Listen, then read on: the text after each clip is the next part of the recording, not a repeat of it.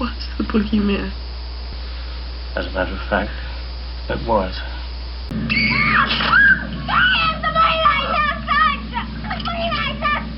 You can't kill the boogeyman. The boogeyman is coming. Death has come to your little town, Sheriff. You can either ignore it, or you can help me to stop it. Gone. He's gone from here. The evil is gone. You must be ready for him.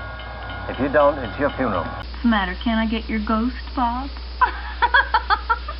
You've got to believe me, officer. He is coming to Haddonfield. He came home. I met him 15 years ago. I was told there was nothing left. No reason, no conscience, no understanding, and even the most rudimentary sense of life or death, of good or evil, right or wrong. I met this 6-year-old child with this blank, pale, emotionless face and the blackest eyes, the devil's eyes.